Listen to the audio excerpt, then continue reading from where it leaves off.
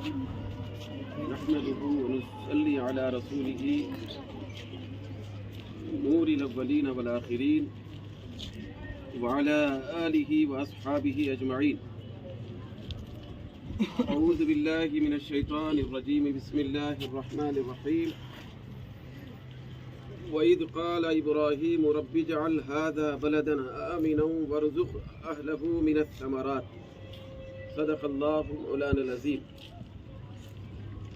میں سب سے پہلے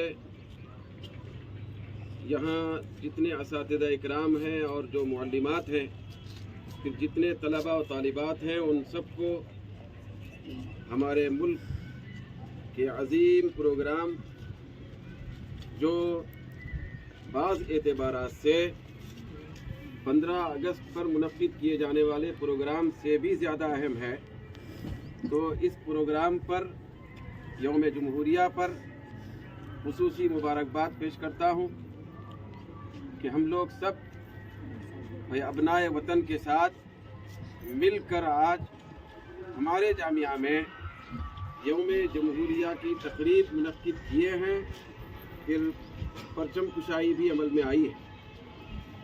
میں کچھ گفتگو آپ سے کرنے کے لیے سورۃ البقرہ کی ایک آیت مبارکہ کے ابتدائی الفاظ پڑھا ہوں،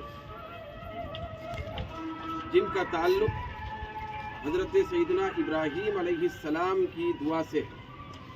حضرت ابراہیم علیہ السلام نے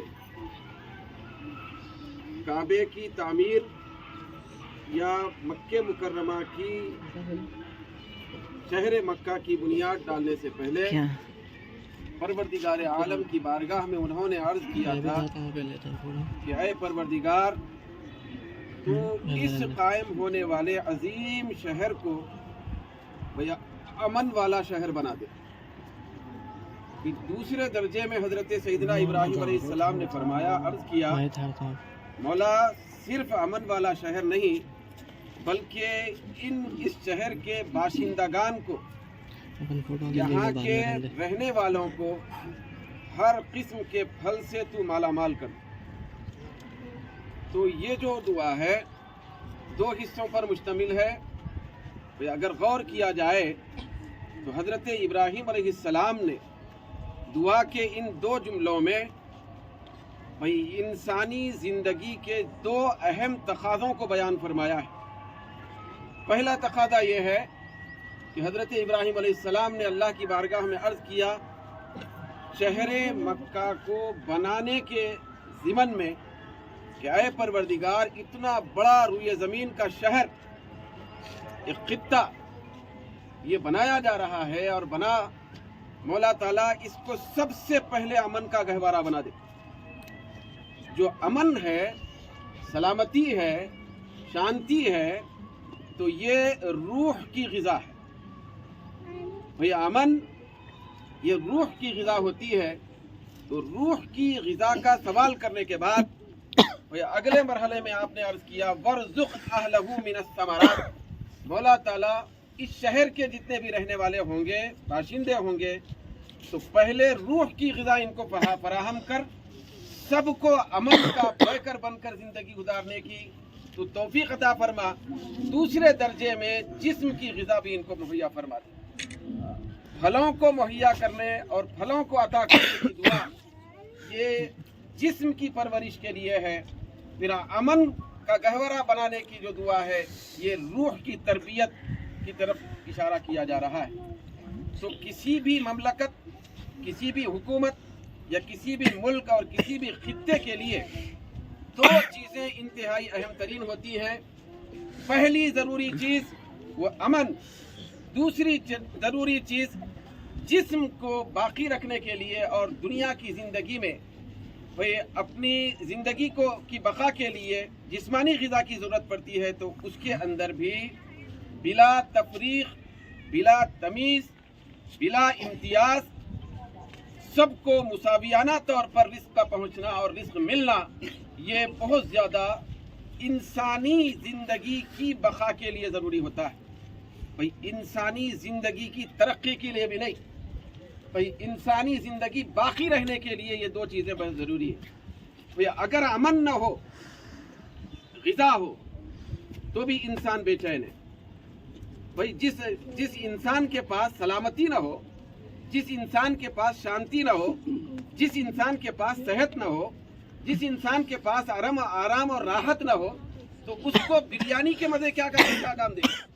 तो लिहाजा अमन पहले है, सलामती पहले है, फिर उसके बाद रिस्क बाद में है, खाने पीने के इंतजामात बाद में। तो अमन भी होना ज़रूरी है, रिस्क भी होना ज़रूरी है, हुकूक की सलामती होना भी ज़रूरी है।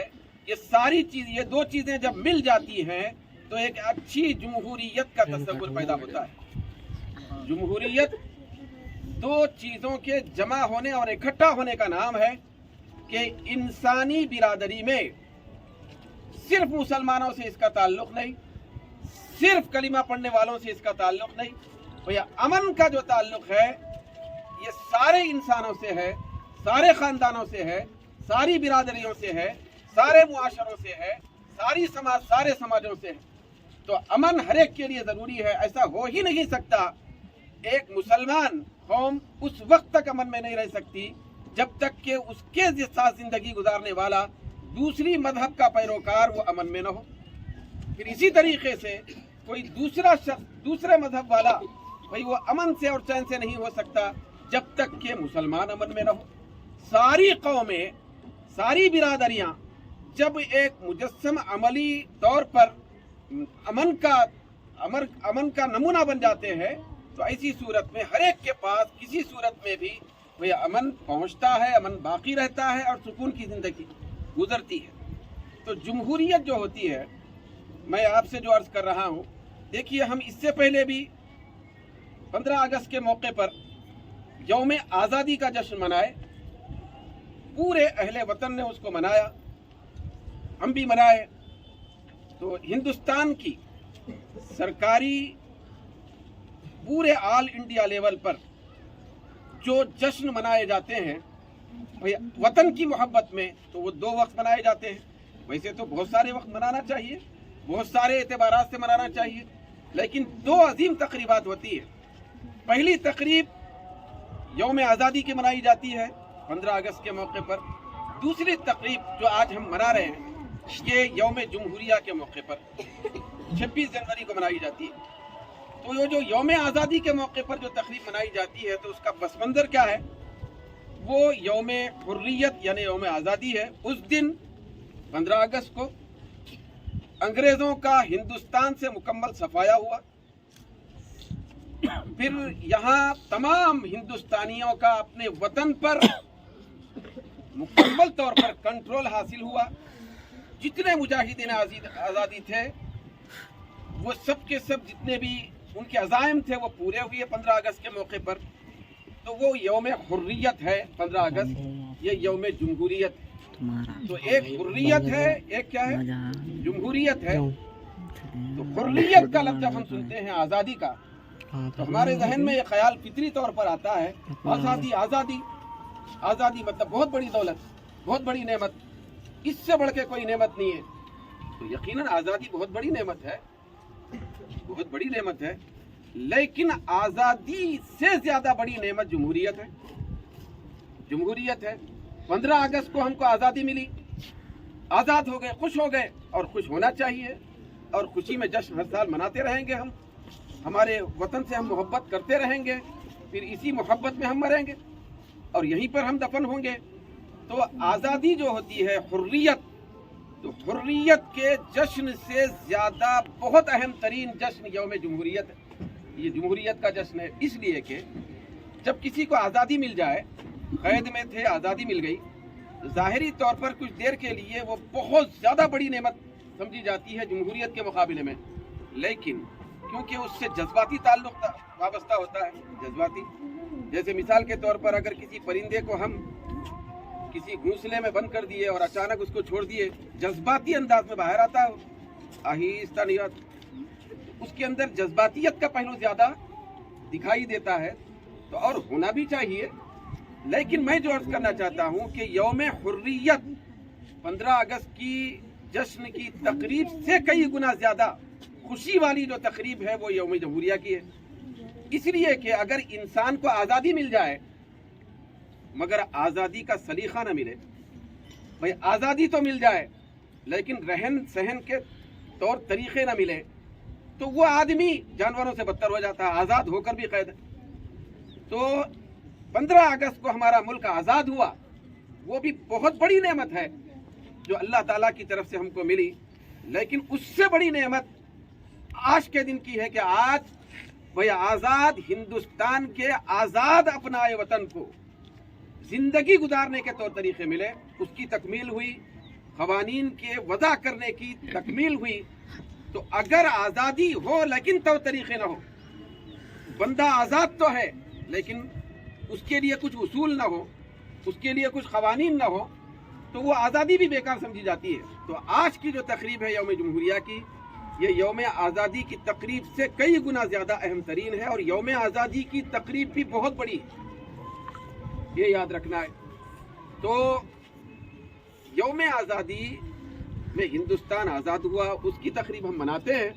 یہ یوم جمہوریہ میں ہندوستان کو سلیقہ ملا، ہندوستان کے باشندوں کو اصول ملے، مختلف رنگ و نسل کی قوموں کے درمیان اصول قائم کیے گئے، ہر ایک کو مساویانہ حقوق دینے کی باتیں اس کے اندر اکٹھا کر دی گئی، ہر معاشرے کے لیے چین، سکون اور اطمینان اور سلامتی کے ساتھ ہندوستان میں رہنے سہنے کے اصول دیے گئے۔ تو یہ بہت بڑا کارنامہ آج کے دن پورا ہوا، تو اسی لیے ہم یوم جمہوریہ کی تقریب مناتے ہیں۔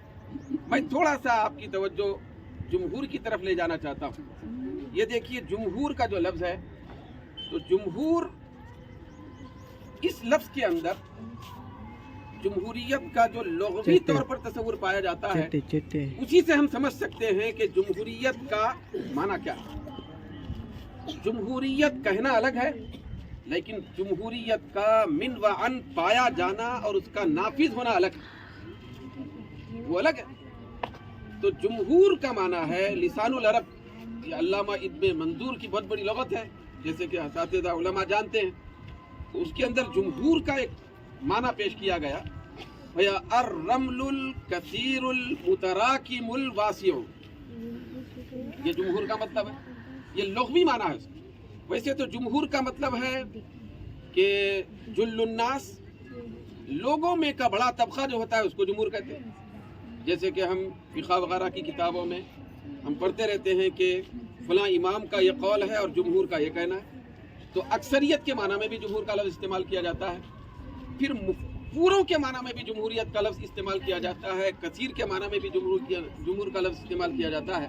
لیکن میں لغوی اعتبار سے یہ جمہوریت کے تصور کو آپ کے سامنے اجاگر کرنا چاہتا ہوں، یہ کہ دیکھیے جمہور کا لغوی معنی یہ ہے کہ الرمل الکثیر المتراکم الواسع، مطلب ایسی ریت جو زیادہ ہو، تھوڑی نہ ہو۔ اب دیکھیے ہندوستان کے تصور کی طرف آئی، ایسے لوگ جو کم ہو، جو ایک ہی طبقے کے ہوں، ایک سماج کے ہوں، ایک مذہب کے ماننے والے ہوں، ایک دین کے پیروکار ہوں، وہ نہیں، کثیر ہو، تو اس کو جمہور کہتے ہیں کہ ایسی ریت جو کثیر ہو، لیکن کثیر صرف اس تناظر میں نہ ہو کہ بس کثیر ہے آزادی مل گئی، نہیں، المتراکم تہ بتہ جمی ہوئی،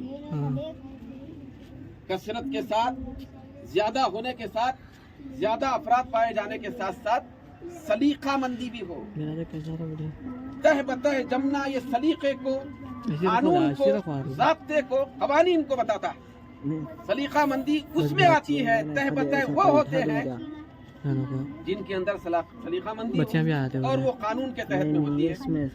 تو لغوی اعتبار سے بھی یہ لفظ بہت زیادہ معنی رکھتا ہے، اور ہندوستان کی پوری اقوام کی، پوری تہذیبوں کی وحدت کو بتاتا ہے، اس کی ایک نرالی شان کو بتاتا ہے کہ ایسی ریت جو ہو زیادہ لیکن تہ بتہ جمی ہوئی ہو، ادھر ایک کفا، ادھر ایک کفا، ادھر ایک کفا نہ ہو، تہ بتہ جمی ہوئی ہو، سلیقہ مندی ہو، پھر اس کے ساتھ ساتھ سلیقہ مندی ایسی ہو کہ الواسع ہو، کوئی وسعت رکھنے والی بھی ہو۔ وہ کیا ہو؟ اپنے اندر وسعت رکھنے والی بھی ہو، ایسا سلیقہ کہ اس کے اندر وسعت بھی پائے جائے۔ تو لغوی اعتبار سے اگر دیکھا جائے تو جمہور کے اندر کثرت ہونا ضروری ہے، پھر اس کے ساتھ ساتھ سلیقہ مندی ہونا ضروری ہے۔ سلیقہ مندی کے اظہار کا بہت بڑا طریقہ یہ ہے کہ اس کے اندر وسعت ہونا ضروری ہے۔ ہندوستان کی جمہوریت بہت مضبوط جمہوریت تھی اور ہے، فی نفسی ہی بہت زیادہ اچھی جمہوریت ہے۔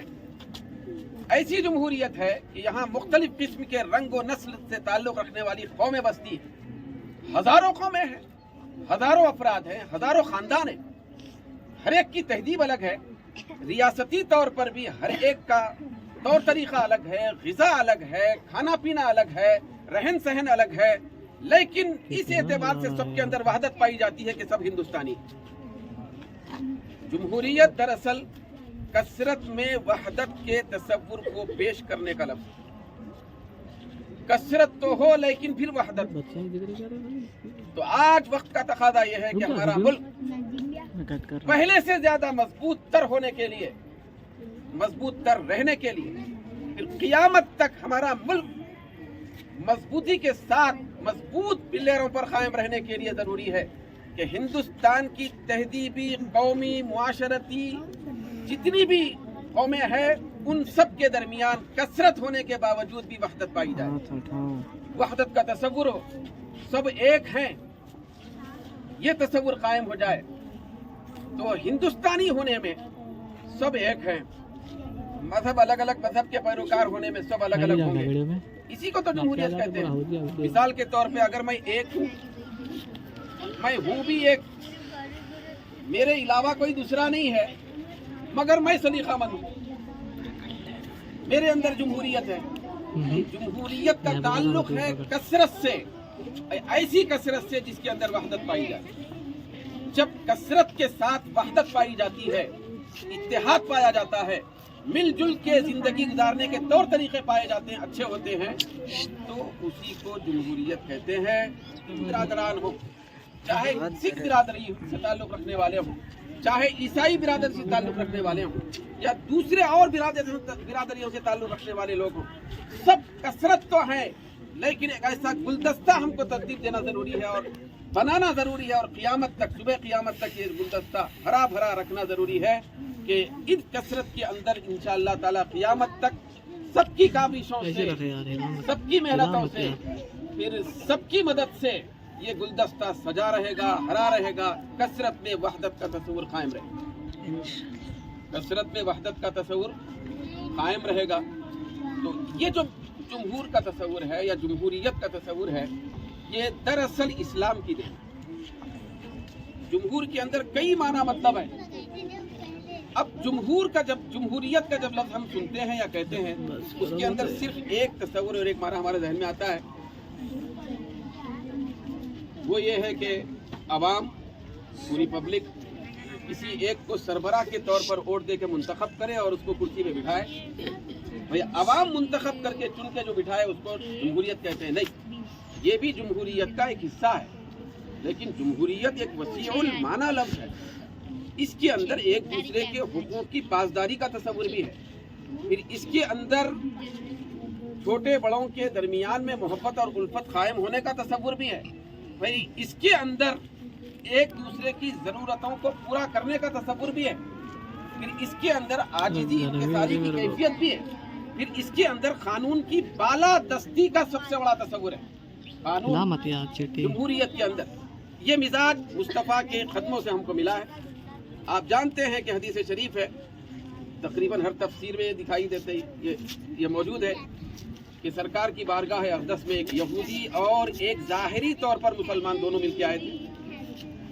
وہ اگرچہ منافق تھا ہوگا لیکن کلمہ پڑھنے والا تھا نا، وہ تو مسلمان سمجھا جاتا تھا، مسلمان کے روپ میں تھا۔ دوسرا تو کٹر مخالف تھا اسلام کا، یہودی، وہ تو سرکار اقدس صلی اللہ علیہ وسلم کو استغفر اللہ گالیاں دینے والا تھا۔ دونوں مل کے اپنے ایک فیصلے کے لیے آئے تو آقائے دو جہاں صلی اللہ علیہ وسلم نے وہ جو بظاہر تھا مسلمان، تلاوت کرنے والا، نماز پڑھنے والا، مسجد نبوی میں آنے والا، روزے رکھنے والا، تو اس کی عبادت کو دیکھ کر، کیونکہ انہیں اتنا تو کر رہا نا، یہودی تو وہ بھی نہیں کر رہا، وہ تو مخالف اسلام ہے مکمل کھلا. تو کیا منافق کے حق میں، وہ مسلمان جو دکھ رہا تھا اس کے حق میں سرکار نے فیصلہ دیا؟ نہیں، یہودی کے حق میں فیصلہ فرمایا. پھر دوسرا اپنا فیصلہ کرانے کے لیے حضرت عمر کے پاس گیا تھا، وہ واقعہ ہے. تو یہ جو تصور ہے، دیکھیے جمہوریت کا تصور ہے کہ اپنا کلمہ پڑھنے والے کے خلاف، کیونکہ وہ ناحق تھا، وہ حقدار نہیں تھا اس چیز کا، تو آقائے دو جہاں نے اس کے خلاف میں فیصلہ سنایا اور صحیح فیصلہ آپ نے بیان فرمایا. اور ایک یہودی جو مخالف اسلام تھا کھلا، تو اس کی تائید میں فیصلہ ہوا. تو جمہوریت کے اندر اس طرح کی قانونی بالادستی کا تصور ہے. چاہے کچھ بھی ہو جائے، قانون کے مطابق سب کو حقوق ملیں گے، قانون کے مطابق سب کو سزائیں ہوں گی. ایسا ہرگز نہیں ہو سکتا جمہوریت میں کہ قتل کوئی کر رہا ہو اور کسی کو پکڑ کے سزا دی جا رہی ہے. ایسا ہو ہی نہیں سکتا کہ کسی کے حقوق کو چھینا جا رہا ہو اور ان حقوق کو چھین کر دوسروں کو اس کو زیادہ مقدار میں حقوق دیے جا رہے ہیں. ہر حال میں ہر ایک کے حسب حال حقوق کو جو دیا جاتا ہے، قانون کو جو چلایا جاتا ہے، اصول اور ضوابط کے تحت انتہائی معتدل انداز میں جو چیز روا رکھی جاتی ہے، تو اس کو جمہوریت کہتے ہیں. کسی کے اوپر ظلم زیادتی نہ ہو، کسی کے اوپر کمی زیادتی نہ ہو، سب کے حقوق پورے ادا کیے جائیں اور سب کے حقوق برابر ہو، مساویانہ ہو. اسی لیے حضرت صاحب روح البیان نے فرمایا قصاص کے ذمن میں، یہ جو ہمارے اسلام کے اندر ہے قصاص کا لفظ خود یہ مساوات کو بتاتا ہے، حالانکہ سزا ہے. یہ جمہوریت کا تصور دے رہا. قصاص کا مطلب ہے والمماثلہ، یہ برابری کو بتاتا ہے. ایسا نہیں ہو سکتا کہ ایک آزاد کسی غلام کو مارا تو اب خاموش بیٹھا جائے، تو آزاد کو نہیں ختم کرنا، اس کو سزا نہیں دی جائے گی. ایسا غیر جمہوری دور جاہلیت کے اندر یہ سب تصورات تھے، لیکن اسلام آیا تو جمہوریت کا حقیقی تصور کیا. ہر ایک کو اس کے اپنے حقوق ادا کرنے کی تلقین اسلام نے کی، اور ہر ایک کی محنتوں اور کاوشوں کو سراہا بھی گیا. تو اس طرح مل جل کے پرامن طریقے سے، امن و شانتی کے ساتھ، پورے حقوق کی ادائیگی کے ساتھ، پھر ایک دوسرے کا احترام کرتے ہوئے، ایک دوسرے کے مذہب کا احترام کرتے ہوئے، پاس و لحاظ کرتے ہوئے جس خطے میں زندگی گزاری جاتی ہے، اس خطے کو جمہوریت کہتے ہیں، جمہوری سرزمین کہتے ہیں. پھر ایسے بہترین قوانین جس کے اندر پائے جاتے ہیں، جس کے اندر کسی کے اندر اونچ نیچ نہ ہو، زیادتی کمی نہ ہو، کسی کی حق تلفی نہ ہو، کسی کو بڑھاوا نہ ہو، تو اس کو یہ قوانین کہتے ہیں، وہ قوانین ہوتے ہیں. تو آج کے دن حریت سے زیادہ اہم ترین دن ہے ہمارے لیے آج کا دن، کیونکہ آج جمہوریت کا دن، آزادی کے بعد کیسے رہنا چاہیے اس کے تصور پیدا کرنے اور اس کا تصور دینے کا دن. تو آج کا دن ہمارے لیے بڑا قیمتی ہے کہ ہم جمہوریت کا دن منا رہے ہیں، اس کا جشن منا رہے ہیں. انشاءاللہ تعالیٰ صبح قیامت تک مناتے رہیں گے، پھر شانہ بشانہ مسلمان بھی اس میں حصہ لیتے رہیں گے، چھوڑتے رہیں گے. اللہ تبارک و تعالیٰ ہمارے ملک کو دشمنوں کی دشمنی سے بچائے، ہمارے ملک کو بد نگاہی، بد نظری سے بچائے، ہمارے ملک کو پہلے سے زیادہ توانا اور طاقتور فرمائے، ہمارے ملک کی سرحدوں کی اللہ رب العزت مکمل حفاظت فرمائے، ہمارے ملک کے افواج کی مدد فرمائے. ہم سب کو مل جل کر بہترین گلدستے کے روپ میں زندگی گزارنے کی توفیق عطا فرمائے.